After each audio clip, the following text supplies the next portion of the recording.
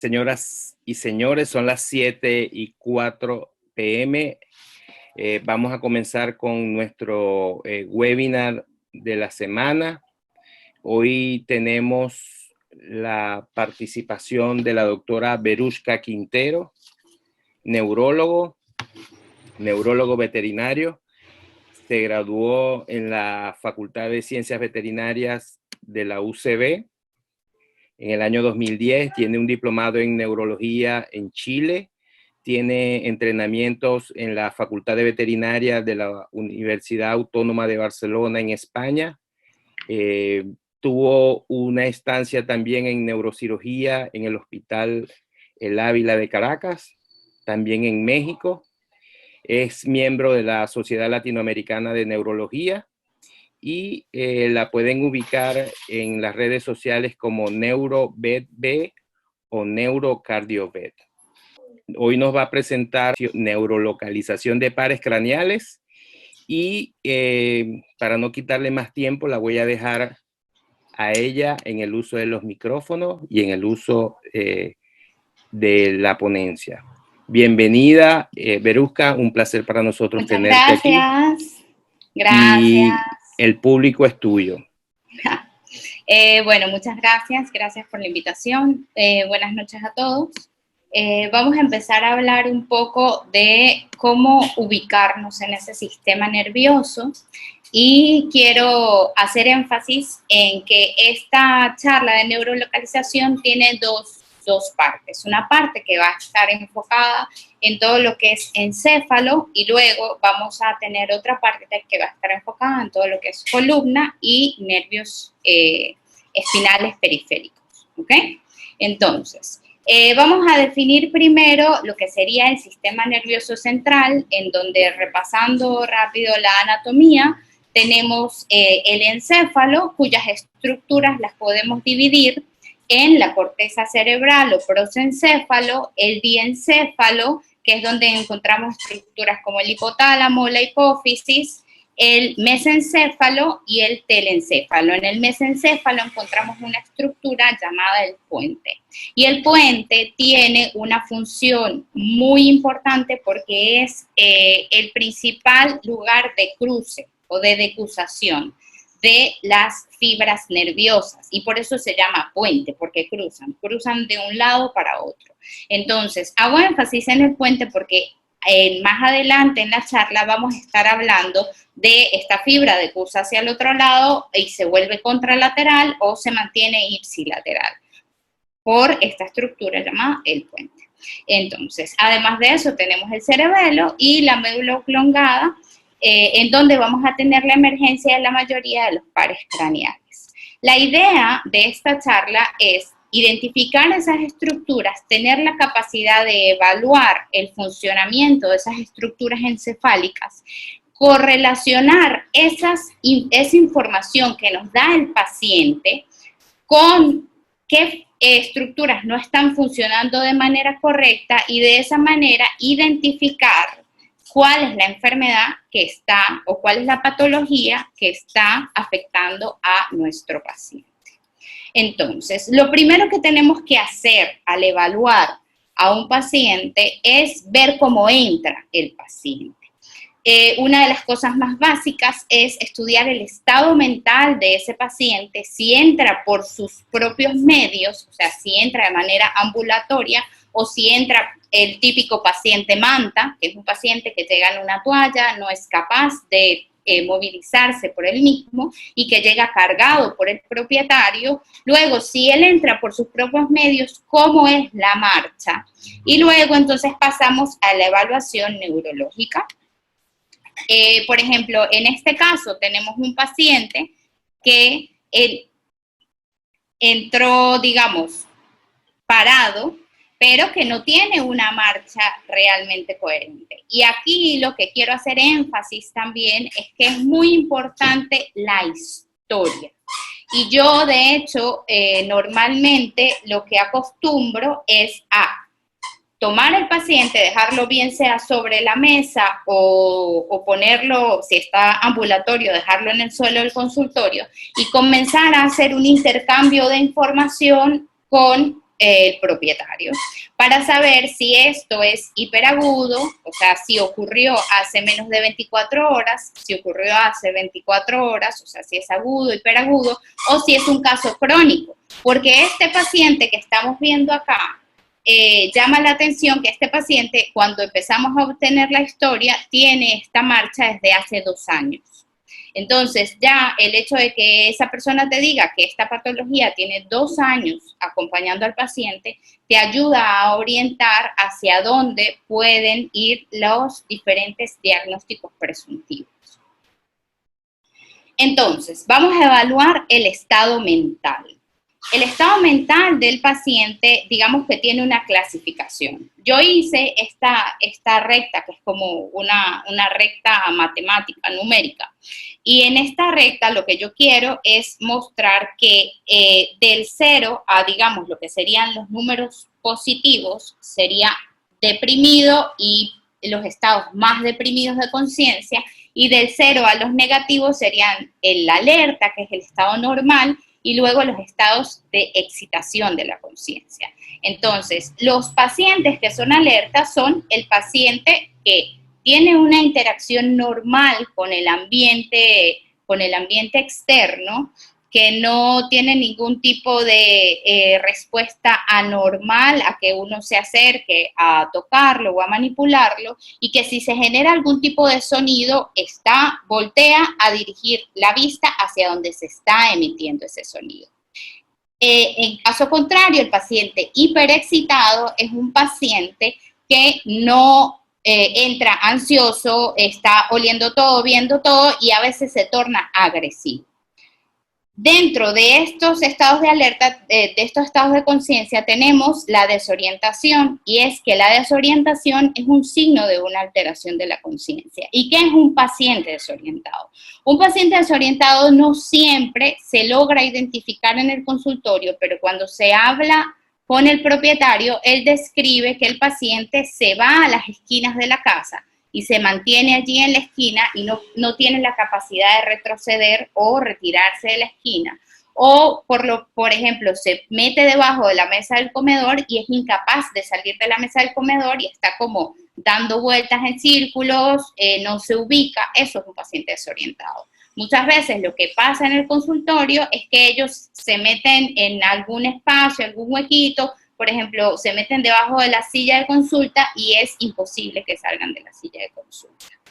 Entonces, dentro de los estados de depresión, tenemos los pacientes deprimidos, que son pacientes que tienen conciencia al ambiente externo, más responden a estímulos fuertes de sonido. O sea, están echados, pero si tú haces un ruido fuerte o si lo mueves, lo sacudes o lo cambias de posición, él hace una respuesta ante ese estímulo. Pero en líneas generales se mantiene echado. Luego tenemos los pacientes estuporosos, que son pacientes que están totalmente acostados, tirados, echados, y no tienen ningún tipo de respuesta a sonidos ni estímulos externos más allá de los estímulos nocioceptivos, que son los estímulos de dolor. Si uno pellizca a estos pacientes, tienes una respuesta a los estímulos nocioceptivos. Y eso es lo que a ellos los diferencia de los pacientes comatosos, que son pacientes que están totalmente tirados, no responden a estímulos externos, pero además de eso, no tienen respuesta a estímulos nocioceptivos. Y aquí empezamos a hablar de las estructuras cerebrales y tenemos que hablar del sistema reticular activante. Y el sistema reticular activante es ese círculo rojo que ustedes ven allí. Que el sistema reticular activante básicamente tiene la función de prender o activar, como lo dicen, esos centros de conciencia y pasar la información al tálamo y propagarla a toda la corteza cerebral. Entonces, en el sistema reticular activante es en donde vamos a tener el núcleo o el centro de conciencia, y cuando este sistema se ve afectado vamos a tener alteraciones de la conciencia. También tenemos en este punto los controles de frecuencia cardíaca y frecuencia respiratoria. Una de las cosas que pasa cuando este núcleo se ve altamente afectado no necesariamente tiene que ver con que haya un paro respiratorio, pero sí los ritmos respiratorios se ven alterados. Y entonces tienes ritmos respiratorios que ya no dependen de un control cerebral, sino que se van más en respuesta a cambios fisiológicos como las concentraciones de oxígeno o de CO2 en el cuerpo. Aquí tenemos algunos ejemplos de estados mentales alterados. Tenemos esta paciente, es una paciente que está en estado comatoso, se hace estímulo externo, no hay un poquito de reflejo palpebral allí, pero más allá de eso, ella no hace ningún tipo de reflejo ningún tipo de respuesta, perdón, a los estímulos que estamos haciendo. Luego tenemos este paciente, que fíjense que es un paciente que tiene pedaleo de los miembros y un quejido. Normalmente me ha tocado presenciar personas que me dicen, no, él tiene 4 horas así. Esto es un estado de hiperexcitación con tendencia a la convulsión y esto no es normal y uno no puede dejar a un paciente simplemente pedaleando y con estas vocalizaciones. Estos pacientes tienen que regularse ese estado de conciencia y además averiguar por qué hay una alteración del estado de conciencia. Y luego tenemos este paciente, que es un paciente que está extremadamente alterada su conciencia, pero además quiero resaltar que aquí hay una alteración, no sé si ustedes ven que hay como una compresa fría en la barriguita, y no sé si ustedes ven el patrón respiratorio, no se aprecia tan bien, pero el patrón respiratorio también está alterado. Entonces, esto es un paciente que su eje hipotalámico está presionado, tiene presión sobre el sistema reticular activante, hay una alteración del patrón respiratorio y por eso no hay termorregulación, pero además hay alteración de conciencia y alteración del patrón respiratorio. Ok, luego vamos a estudiar la postura. Entonces, en postura tenemos 2 vertientes, que es la postura del paciente ambulatorio, que de esa no vamos a hablar porque normalmente se altera cuando estamos en presencia de afecciones espinales. Vamos a hablar de las posturas de los pacientes con afecciones encefálicas. Entonces, una de las posturas que tenemos es la postura de descerebración, en donde vamos a tener rigidez de los 4 miembros acompañada de alteración de conciencia. Este paciente que tenemos acá es bastante curioso, porque además de la rigidez de los 4 miembros, este paciente nos está presentando un signo que se llama opistótono. Y aunque el opistótono se caracteriza por ser un signo en afecciones cerebrales, también en afecciones de descerebración, que son muy severas, se ve la presencia de los opistótonos. ¿Okay? Luego tenemos la postura de descerebelación, en donde tenemos espasticidad de los miembros anteriores, con contracción de los miembros posteriores y alteración de conciencia. Y hago énfasis en la alteración de conciencia porque la postura de descerebelación es similar a la postura de Chief-Charrington. La diferencia entre estas posturas es que en una hay una alteración de conciencia y en la otra no hay alteración de conciencia. En la postura de Chief-Charrington, que si bien es de afección espinal, la quiero traer a colación porque se relacionaba con la de descerebelación, tenemos rigidez de miembros anteriores con flexión de miembros posteriores o flacidez de miembros posteriores y tenemos conciencia normal y si este paciente es levantado y ayudado es capaz de ambular aun cuando sus miembros anteriores están rígidos. Esto ocurre porque las neuronas moduladoras de la flexión de los miembros posteriores se encuentran en las primeras lumbares. Entonces, esa neurona tiene que bajar a las primeras lumbares y luego devolverse a la intumescencia cervical para mandar la información a estos miembros anteriores. Si tenemos una lesión, que normalmente son lesiones traumáticas muy fuertes, en este trayecto de T3 a L3, se rompe esa comunicación y entonces no se puede dar la función inhibitoria hacia los músculos extensores de los miembros anteriores. ¿Tiene un valor pronóstico? Realmente no. La postura de Chief-Charrington simplemente es un indicativo de dónde está la lesión, pero eso no quiere decir que va a caminar, que no va a caminar, que va a ir bien o que no va a ir bien. Entonces, la postura de Chief-Charrington solo te va a ayudar a ubicarte en que está la lesión entre T3 y L3, pero no tiene un valor pronóstico como tal. La estación en base amplia. La estación en base amplia es el aumento de la superficie de sustentación. Quiere decir que ellos hacen más amplia la posición de sus miembros para sentirse más seguros, porque en la posición normal sienten que no mantienen el equilibrio. Y la estación en base amplia es característica de diferentes patologías. Entre esas tenemos las patologías cerebrales, las patologías vestibulares, y también dentro de la ataxia propioceptiva podemos tener estación en base amplia, aunque no es tan común.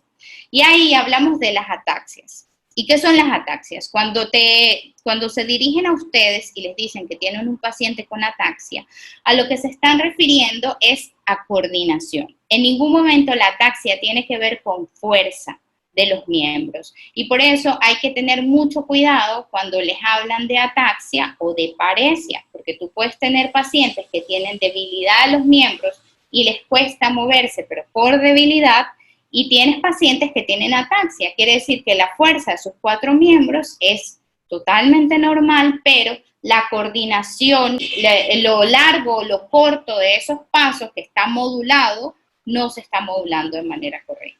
Entonces, tenemos la ataxia cerebral, que la ataxia cerebral tiene ciertas características. Primero, tiende a tener hiperohipometría, y otra de las cosas es que tiene los tremores de intención. Y no sé si ustedes allí están viendo que el paciente está como temblando, como que la cabeza le tiembla, ¿ok?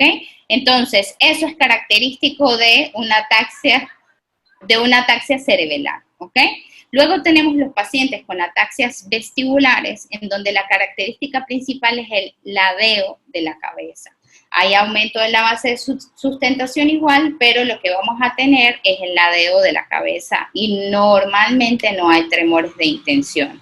En este paciente, aunque no se ve la ambulación, lo que quiero que vean es la posición que él adopta de la cabeza.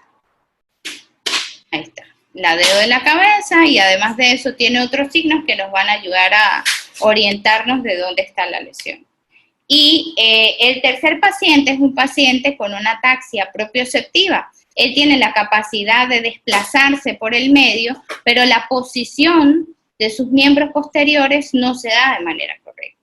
Y es que la ataxia propioceptiva no tiene que ver con la información que se envía, sino con la información que se recibe. Y es que los miembros no dicen de manera correcta, no le dicen al cerebro de manera correcta en dónde están ubicados. Otra de las cosas que observamos al entrar los pacientes en nuestra consulta es la posición de la cabeza. Y dentro de la posición de la cabeza tenemos dos vertientes. Tenemos el ladeo y la inclinación. Y esas dos vertientes, que es algo tan sencillo como hacia dónde está la cabeza, nos pueden ayudar a ubicarnos y a neurolocalizar una lesión. El ladeo de la cabeza es cuando la cabeza se inclina hacia un lado y el tronco se mantiene exactamente en la posición recta que trae. Es una inclinación que tiene que ver principalmente con cuello. La inclinación de la cabeza, o pleurotótono, se le llama así, se mueve la cabeza, pero también hay un arqueo del tronco. Y eso normalmente es hacia un lado, como buscando el flanco de la mascota. Y por eso tienen esta forma como la que estoy mostrando allí, que es una forma característica de como en C. El paciente está como en C, ¿ok? Muchas veces te llegan pacientes con pleurotótonos que las personas te dicen, a él le gusta echarse solo de ese lado. Y lo pones del otro lado y él se arquea de tal manera que da una vuelta y termina en esa posición en C. Entonces, eso es un pleurotótono. El pleurotótono tiende a ser ipsilateral, o sea, del mismo lado de donde está la lesión, y es característico de lesiones prosencefálicas o de lesiones de la corteza cerebral, específicamente el hemisferio frontal, ¿ok? El ladeo, en cambio, es característico de lesiones vestibulares, más que todo lesiones vestibulares periféricas. Y cuando veamos el nervio vestibular, les voy a explicar un poco más acerca de cómo se produce fisiológicamente ese ladeo de la cabeza. Otra de las posiciones que tenemos es la ventroflexión. Y dentro de la ventroflexión tenemos una ventroflexión marcada, que es como la de este paciente. Bueno, vamos a hablar de este primero. Esta es una ventroflexión en donde realmente lo que pasa es que él no puede elevar la cabeza. Y estos pacientes se caracterizan por entrar en esta posición en el consultorio y cuando uno se dirige a ellos solo mueven los ojos hacia arriba, pero tienen renuencia a elevar la cabeza. Y en general estos pacientes tienen afecciones cervicales. Y luego la de este paciente, que es una muy marcada, ¿ok? Es muy característica en los felinos de afecciones electrolíticas, desbalances electrolíticos. Entonces, vamos a resumir. Si tenemos que la cabeza está ladeada, muy probable nuestra neurolocalización va a ser vestibular periférica. Si tenemos que hay una rotación de la cabeza y parte del tronco, muy probablemente nuestra neurolocalización va a ser hacia corteza cerebral frontal. Y si tenemos que nuestra cabeza está flexionada o por lo menos tiene renuencia a ser elevada, entonces vamos a hablar de lesiones cervicales. Luego, si tenemos un paciente que está rígido de los 4 miembros y no tiene conciencia, vamos a pensar que es un signo de descerebración. Si tenemos un paciente rígido en donde las torácicas están extendidas y las pélvicas están flexionadas con alteración de conciencia, entonces nos ubicamos hacia lesiones cerebrales de cerebelación. Luego, si tenemos torácicas extendidas y posteriores flexionadas, pero hay presencia de conciencia, vamos a buscar hacia columna. Y estación en base ancha, entonces nos va a ir ubicando en sistema vestibular o cerebelo. Hasta ahí creo que vamos bien. Entonces vamos a entrar dentro de lo que serían los pares craneales. Como ustedes saben, tenemos 12 pares craneales. Y estos pares craneales están enumerados dependiendo de la emergencia de ellos del cerebro. Y estos pares craneales, cada uno de ellos cumple su función en cada uno de los órganos destino. Y además de eso, tienen unos núcleos en el encéfalo que reciben esa información que ellos traen y modulan la información que ellos van a enviar. Dentro de la evaluación de pares craneales tenemos la evaluación del olfatorio, que normalmente no se hace mucho énfasis porque básicamente es acercar algo que huela, como comida o alcohol, al animal. Y normalmente ellos hacen el gesto de olfatear las cosas. Si uno pone algo que huela fuerte cerca del animal y no hay ningún gesto, podría haber alguna afección del olfatorio. Luego, el nervio óptico es un nervio que es bastante curioso porque el nervio óptico, a diferencia de los demás nervios, es una prolongación del sistema nervioso central. O sea, tiene las mismas características del encéfalo. Entonces, esto es curioso porque las enfermedades cerebrales pueden dar dentro del nervio óptico.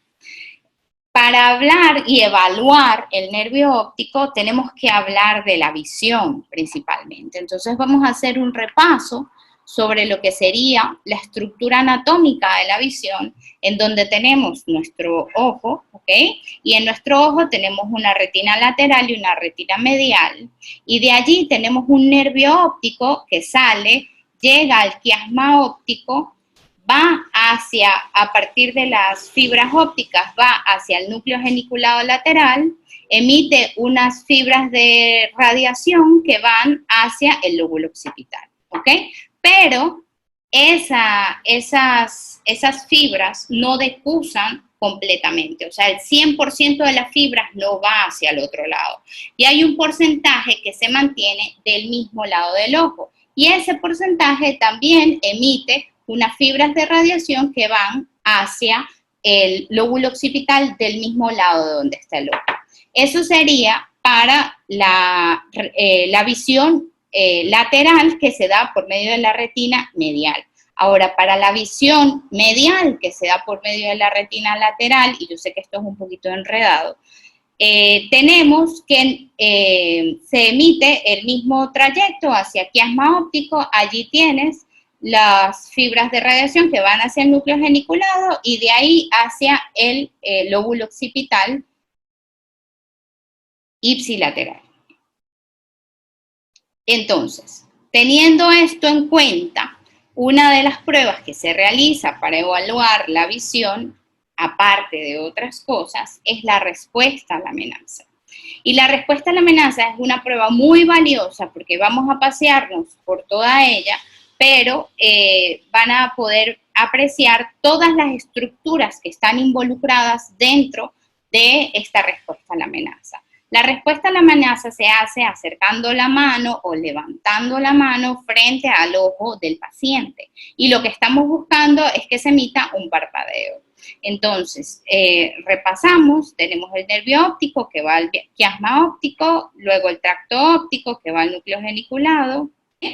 Ok, entonces tenemos las fibras que van hacia el lóbulo occipital y luego allí empieza lo que sería la respuesta a la amenaza. El lóbulo occipital no tiene la capacidad de emitir una respuesta motora. Entonces, se emiten unas fibras de asociación que van hacia la corteza frontal, contralateral de donde estamos haciendo el estímulo, ¿ok? Esa corteza frontal decide que se va a hacer la respuesta motora de cerrar el ojo y esa corteza frontal, a partir de unas fibras de proyección, va hacia el puente. Y aquí viene el puente del que les hablé hace rato.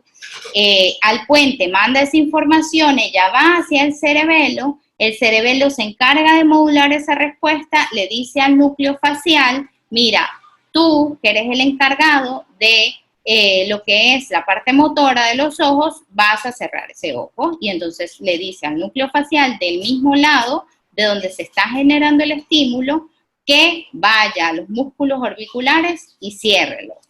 Yo entiendo que la respuesta a la amenaza es una respuesta complicada, pero lo importante de esto es que las alteraciones de la respuesta a la amenaza me pueden decir varias estructuras que pueden estar lesionadas.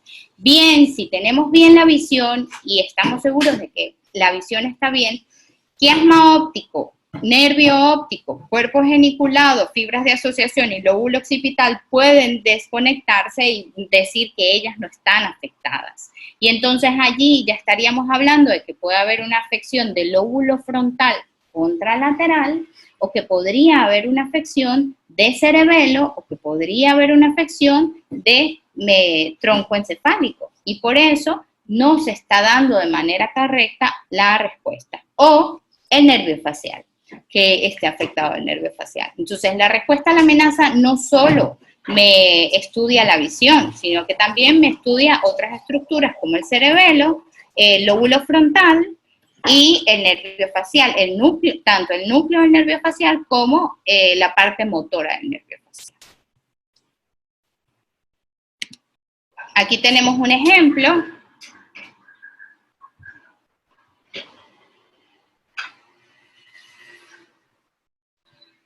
No sé si pueden apreciar que el paciente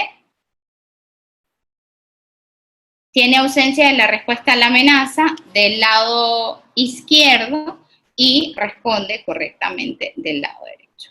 Esa es la manera en la que se realiza la respuesta a la amenaza. Luego, el nervio oculomotor también tiene que ver con la respuesta pupilar. Entonces, la respuesta pupilar, la pupila tiene dos inervaciones. Tiene una inervación del sistema simpático y una inervación del sistema parasimpático.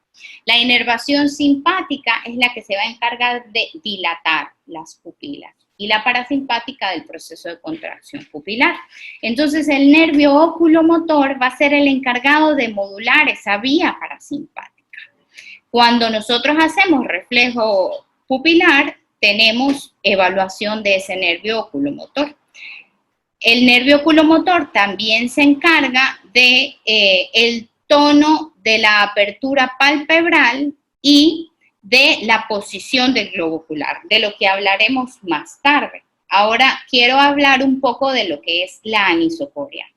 La anisocoria es cuando tienes los diámetros pupilares diferentes, un diámetro pupilar de un lado diferente con respecto al otro.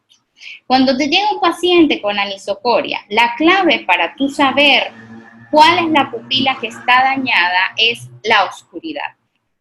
Y por eso tenemos estos gráficos a los lados, en los que tengo un paciente que llega con anisocoria, tenemos una pupila dilatada y una pupila contraída, y luego, al apagar la luz, que es ese bombillito que ven allí con la rayita roja, al apagar la luz, lo normal es que se dilate y tenemos que la pupila del lado izquierdo dilata, pero la pupila del lado derecho, sí,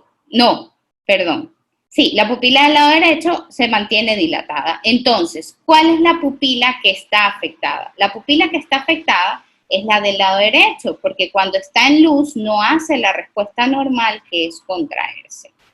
En caso contrario, si tenemos que el paciente tiene las dos pupilas contraídas y lo sometemos a la ausencia de luz, y en esa ausencia de luz tenemos que la pupila que una de las pupilas no genera la dilatación, entonces esa pupila es la que está afectada.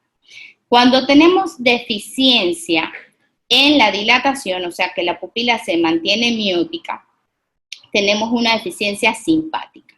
Y cuando tenemos una deficiencia en la contracción, o sea que la pupila se mantiene midriática, entonces tenemos una deficiencia parasimpática. Cuando tenemos una deficiencia parasimpática, estamos hablando de que el nervio oculomotor es el nervio que se encuentra afectado.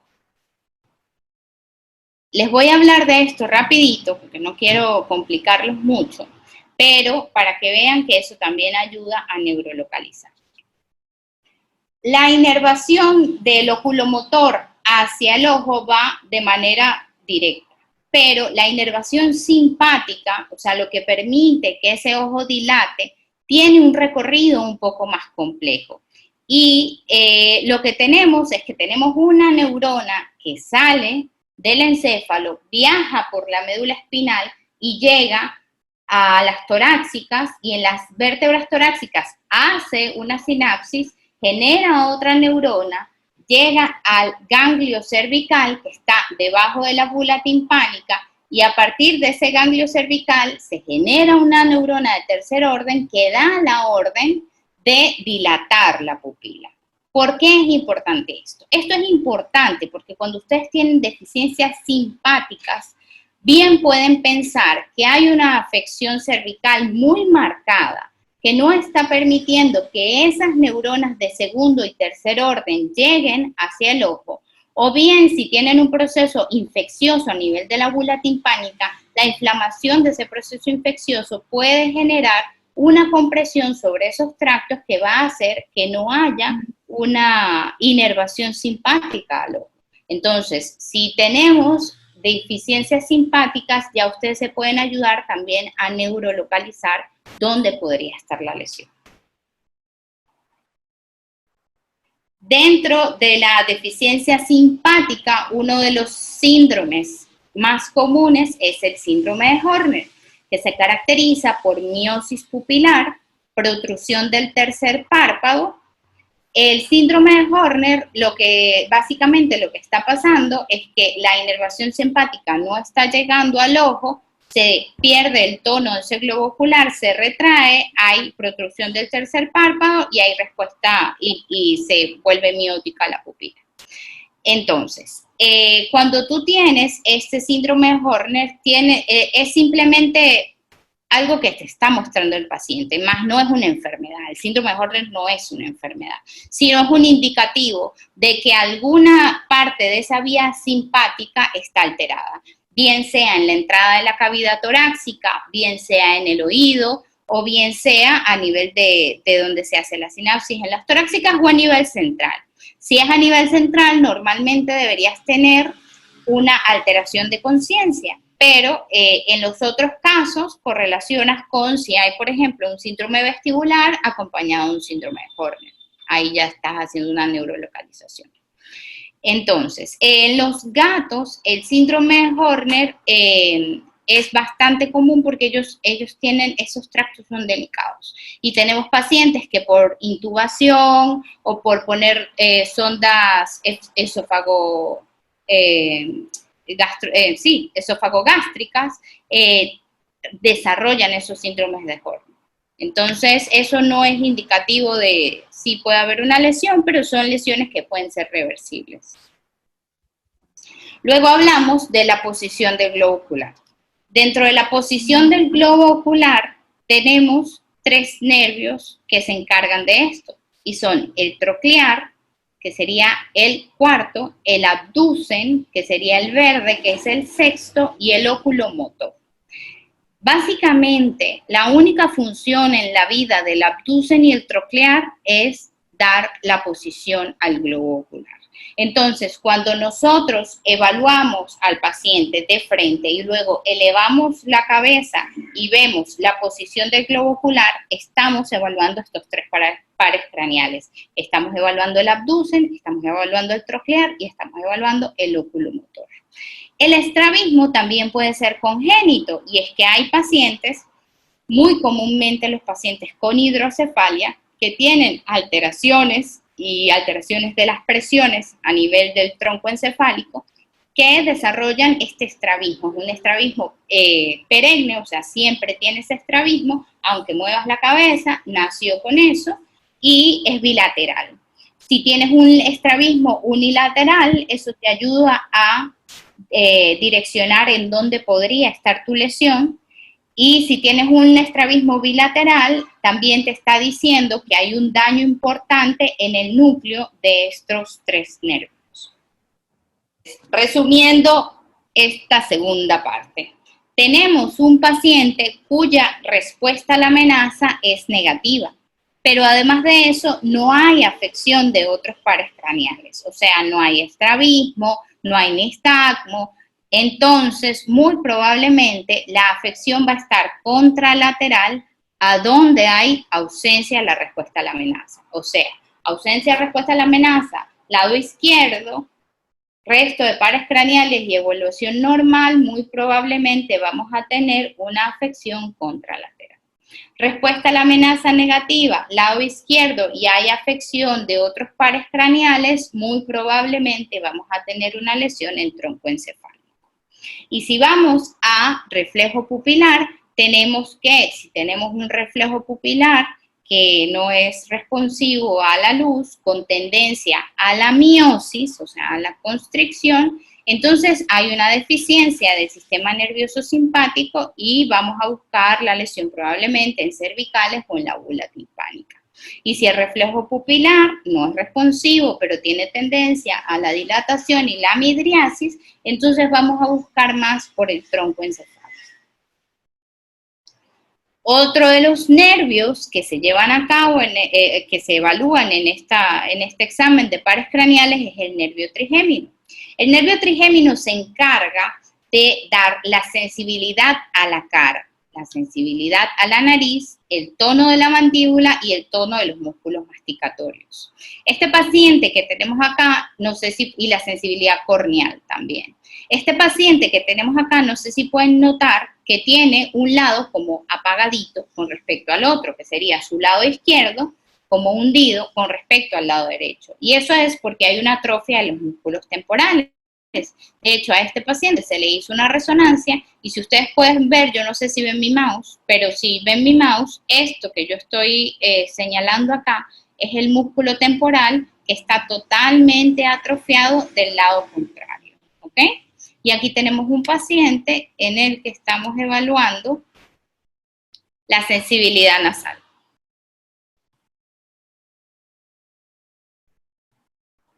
¿Ok? Que no hay presencia de sensibilidad nasal. La sensibilidad nasal me da dos indicativos. La sensibilidad del filtrum nasal como tal tiene que ver la parte sensitiva con el trigémino, pero la parte nocioceptiva con la corteza. Entonces, si hay alteración del filtrum nasal y el paciente tiene torneo, tiene alteración propioceptiva, ustedes pueden empezar a pensar en afecciones de corteza cerebral. Si la alteración de la sensibilidad nasal es netamente la sensibilidad de la nariz y no hay otros signos, y además de eso tienes atrofia de un lado o tienes ausencia de sensibilidad facial, entonces, bueno, ya puedes pensar en afecciones trigeminales. Una de las afecciones que más resaltan con el nervio trigémino es la neuritis trigeminal, y son pacientes que se quedan con la boca abierta y son totalmente incapaces de cerrar la boca. Y eso se da por inflamación del nervio trigémino, que a veces puede ser idiopática. Y realmente el tratamiento de la neuritis trigeminal es un tratamiento de fisioterapia con pelotas y eso, y es autolimitante, a menos que sea secundario un proceso infeccioso, pero la más común es autolimitante. Luego tenemos la evaluación del nervio facial. El nervio facial ya lo evaluamos con la respuesta a la amenaza, pero si queremos seguir evaluando el nervio facial, el reflejo palpebral es una manera de evaluarlo porque él es el que, como hablamos anteriormente, se encarga del parpadeo. El tono de la musculatura facial también está dado por el nervio facial, la sensibilidad auricular externa y el aposicionamiento del músculo estapedio en el oído interno. Algo que yo quiero recalcar y que por eso les puse esa imagen allí, es que el nervio facial, ahora no aparece el mouse, el nervio facial, cuando emerge de la porción petrosa del hueso temporal, tiene una correlación muy estrecha con el nervio vestibular. Entonces, cuando tú tienes afecciones vestibulares, más que todo de carácter infeccioso o inflamatorio, es bastante común que tengas una afección del nervio facial en conjunto con estas afecciones vestibulares. Y eso también te va a ayudar a neurolocalizar tu lesión. Aquí tenemos un ejemplo, que es la misma paciente anterior. Una de las cosas que quiero que vean acá, aparte de la atrofia, es que hay una lesión del globo ocular. Esa lesión del globo ocular es porque, aunque ella parpadea de vez en cuando, ¿ven?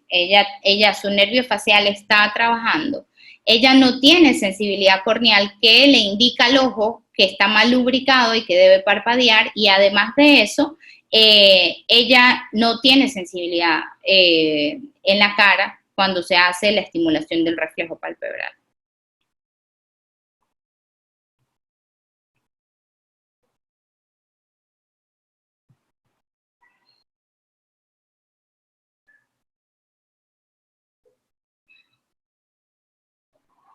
La respuesta normal al estimular la sensibilidad nasal es que el paciente aparte la nariz de donde se está haciendo el estímulo. Ok, pasamos al nervio vestibular o nervio vestibulocochlear. Entonces, el sistema vestibular es un sistema que está en directa correlación con el oído interno. Y como ustedes pueden recordar, en el oído interno tenemos la endolinfa, y esta endolinfa es la que se encarga de decir la posición de la cabeza con respecto al espacio. Entonces, el encargado de interpretar la información de ese movimiento en el oído interno de la endolinfa es el nervio vestibular. Y ese nervio vestibular básicamente saca esa información de allí y la lleva tanto al cerebelo como al núcleo vestibular, y a partir de allí se emiten, digamos, 3 zonas de respuesta. Una de las zonas es que a partir del nervio vestibular, él va al núcleo de los nervios que vimos hace rato de la posición del globo ocular, que serían el abducen, el troclear y el oculomotor. Entonces, él va a esos núcleos de esos nervios porque él es el que le dice dónde tiene que estar el ojo con respecto al cuerpo. Y eso es lo que permite que la posición de nuestro ojo con respecto a nuestra cabeza sea siempre hacia la dirección en donde se dirige la cabeza. Cuando tenemos una afección vestibular central muy marcada, tú puedes mover la cabeza que los ojos de la mascota o del paciente no se van a mover con respecto a la posición de la cabeza. Y eso es porque la información del nervio vestibular no se está interpretando de manera correcta. Hacia la otra parte, a donde va la información de ese núcleo vestibular, es hacia los músculos gravitacionales y antigravitacionales del cuerpo y también hacia los músculos extensores y flexores del cuello.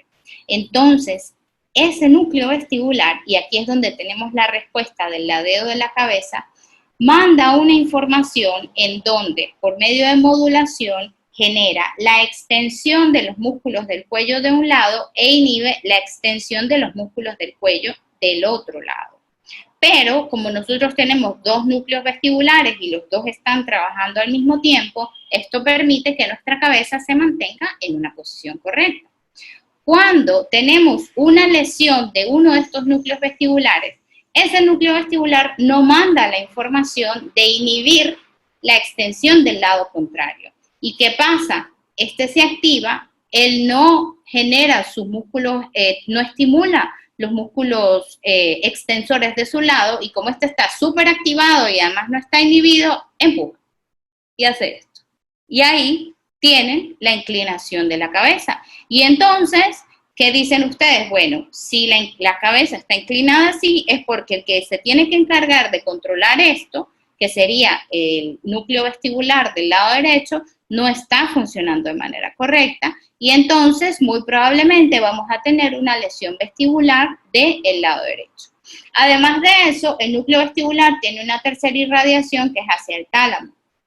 Y allí en el núcleo geniculado, el núcleo vestibular lo que da es la sensación de balance. Y es que esa sensación de balance tiene que ver con corteza cerebral. Entonces, estos pacientes que se sienten mareados es por este núcleo afectado o por el núcleo vestibular que nos está mandando esa sensación o esa seguridad de balance de manera correcta. Entonces, dentro de las patologías y también dentro de la evaluación del núcleo vestibular tenemos el nistagmo, que el nistagmo es el movimiento desordenado o rápido de los ojos de un lado a otro. Dentro del nistagmo tenemos el nistagmo fisiológico, que es el nistagmo normal que se da al tú rotar la cabeza del animal de un lado a otro, de derecha a izquierda, y que los ojos van siguiendo la posición de la cabeza. Ese es el nistagmo fisiológico normal, que también es el nistagmo que hacen las personas cuando viajan en tren y se van moviendo el tren y los ojos van siguiendo la dirección hacia donde va avanzando el tren.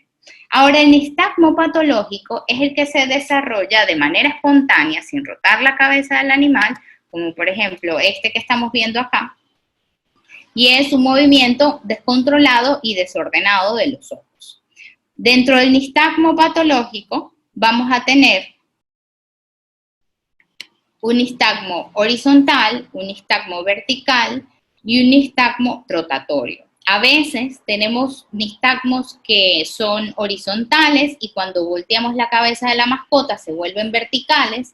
A veces tenemos nistagmos verticales que se vuelven rotatorios o a veces simplemente son horizontales. Cuando los nistagmos son simplemente horizontales, normalmente es característico de lesiones periféricas vestibulares. Y cuando son verticales y rotatorios, son más característicos de lesiones vestibulares, pero centrales. Ahora, ¿por qué se da el nistagmo? Bueno, el nistagmo se da porque la posición del globo ocular tiene que ver con nervios que van tanto laterales como mediales. Entonces, lo que pasa es que básicamente el nervio que se encarga de poner el globo ocular en donde debe ir no trabaja. Y el nervio que sí está trabajando de manera rápida trata de corregir la posición del globo ocular. Luego él se vuelve a caer porque el otro no está trabajando y él trata de corregirlo. Por eso tenemos esta imagen acá, en donde está este gatito, que sería el nervio que no está funcionando, y hacia allá cae el ojo. Y eso es lo que llamamos la fase rápida. hacia donde no está funcionando de manera, en la fase lenta, perdón, hacia donde no está funcionando de manera correcta, el ojo cae lentamente, y hacia donde está funcionando de manera correcta, el nervio corrige y el ojo se arregla de forma rápida. Entonces, normalmente, la fase rápida se va a alejar de donde encontramos la lesión. O sea, si la fase rápida es hacia el lado derecho, tenemos una lesión hacia el lado izquierdo. Aquí tenemos otro ejemplo de nistagmo, y este ejemplo es bien curioso porque tenemos nistagmo en un ojo, estrabismo en el otro. Aquí es bastante claro que muy probablemente estamos ante la presencia de una lesión central. Y luego tenemos este ejemplo, que es un ejemplo de un nistagmo horizontal. Aunque no es muy fácil verlo, hay que ver detalladamente hacia dónde cae el ojo y hacia dónde corrige. Después me dicen su respuesta de hacia dónde creen que está la fase rápida y la fase lenta del nistagmo.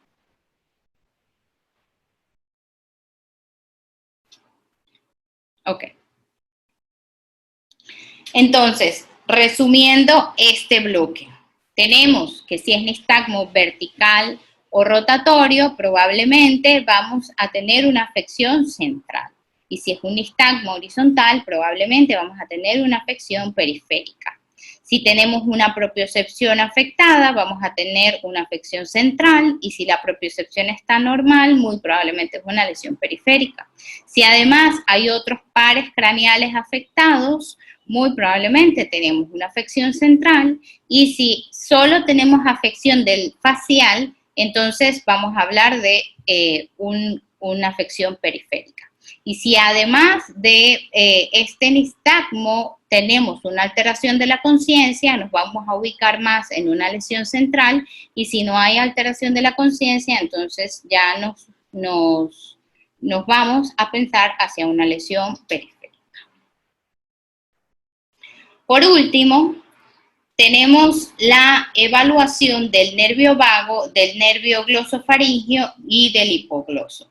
Todos ellos son encargados de los procesos de deglución, de la voz, de la musculatura cervical esofágica, del reflejo deglutorio y la dirección de la lengua. Básicamente, estos nervios se evalúan, como lo ven en esa foto, abriendo la boca del perro y viendo hacia dónde se mueve la lengua, y ellos de manera refleja llevan la lengua hacia atrás y llevan a cabo la deglución. Entonces, teniendo cuidado de que no nos muerda el perro, se puede hacer la evaluación del nervio vago, glosofaringio e hipogloso. Les traje un caso clínico. Okay. Quiero poner el chat porque aquí sí me gustaría ver las respuestas de ustedes. Ok, entonces tenemos un paciente felino de 15 años cuyo estado mental está alterado. Tiene pleurotótono o torneo de la cabeza hacia el lado derecho y tiene pérdida de la respuesta a la amenaza en el lado izquierdo. ¿Cuál sería el lado que está afectado? Muy bien, parece que sí, que llegó el mensaje, muy bien, ok. ¿Y cuál sería la zona encefálica que ustedes sospecharían que está afectada? Ok. Derecho central, sí, prosencéfalo principalmente, y acuérdense que hablamos que hay una estructura muy importante en la respuesta a la amenaza en la corteza cerebral, que juega un papel muy importante, y es el lóbulo frontal. Entonces, muy probablemente corteza cerebral, si quieren ahondar más, frontal del lado derecho, ¿ok?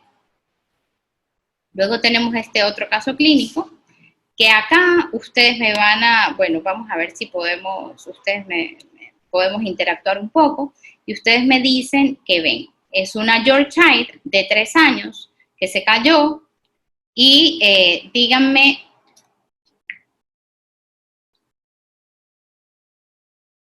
ok, el palpebral. ¿Cómo está el estado de conciencia de esta paciente?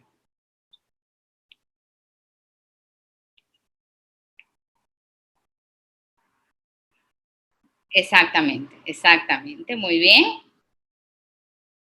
Sensibilidad del filtrum nasal.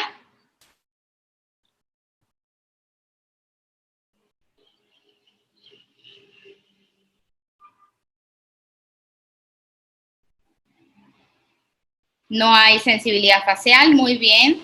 Pareciera que no hay reflejo palpebral. Ahí no se ve muy bien, pero las pupilas están mióticas.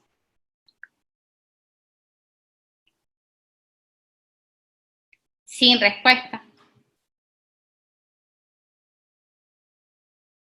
¿Ok? ¿Qué vemos ahí? ¿De qué lado pareciera haber una posición anormal? Él está bien, exacto.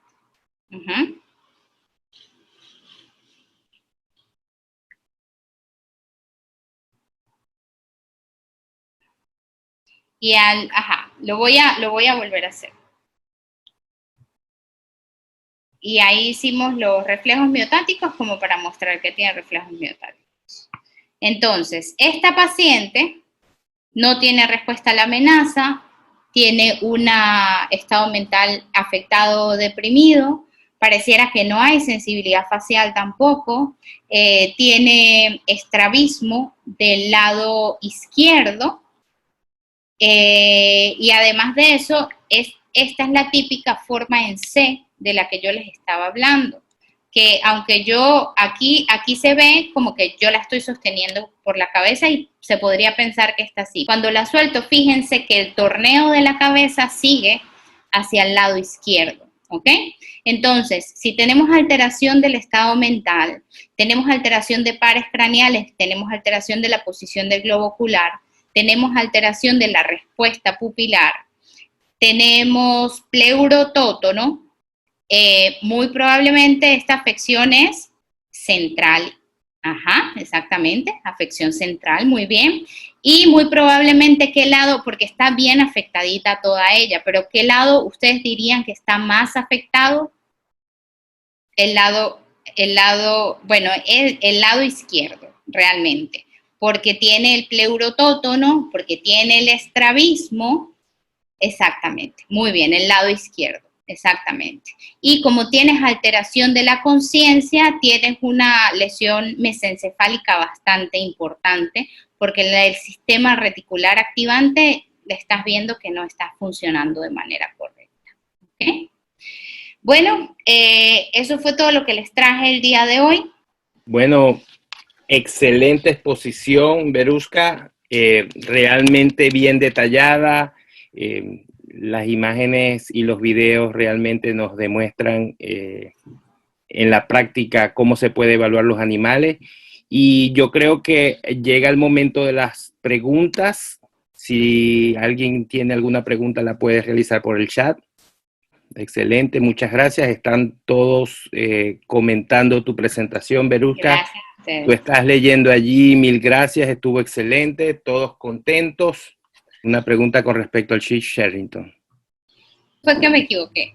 En general, la lesión es a partir, o lo que está descrito en literatura es a partir de T3, L3. Una de las cosas que pasa con las Sheet Sherrington es como son lesiones traumáticas muy fuertes, tienes edema.